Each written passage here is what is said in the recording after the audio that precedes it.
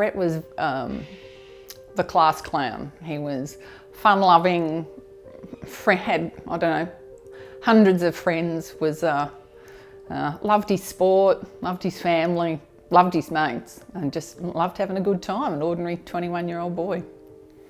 Brett was holidaying on the Murray River with his mates, and unfortunately one of his mates decided to ride a push bike down the boat ramp, and he knocked Brett over at the bottom and he fell and hit his head. 2 hours later we got the call to say that it wasn't looking good, so we made the decision to wake the other 2 children up and get in the car and drive to Echuca.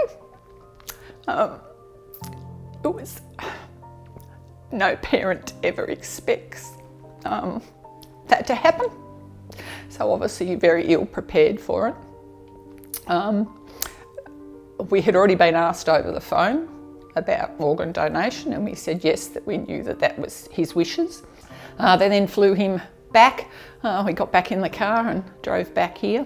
So we then went through the process of that, the sitting down and asking questions.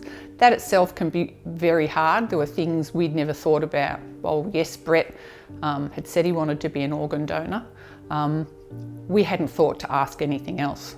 We didn't know what to ask. We didn't know about the questions that would be asked at the time or that process from there on in.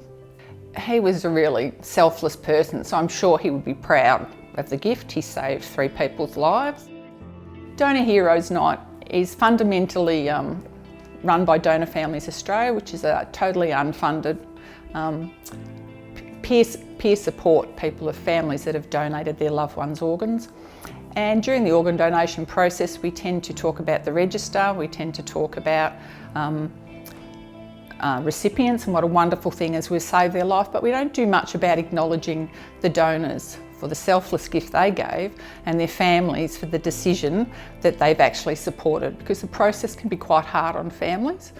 So we decided that we would run a campaign or a celebration to celebrate our donor heroes by leaving our lights on the night of the 18th of May. The register's a great tool and it's a way, but most people don't. Most people's discussion will be, oh yes, I want to be an organ donor, and that's as far as they go. For us, we wished we knew so much more information so that when we were in that situation, we had something to draw on, some knowledge. We'd like to know more about the process, the questions we would be asked, time frames that we'd done. We didn't know there were 2 pathways to donation. All of those things may make the decision at the time for families much easier and less traumatic. We have a beautiful garden outside that Brett's friends built for us. He was a landscaper, and like 21-year-old, he was always going to do the garden for mum and dad. So the boys built that for us, so that's really special. He had a love of Bali and Thailand, and it's a nice place to remember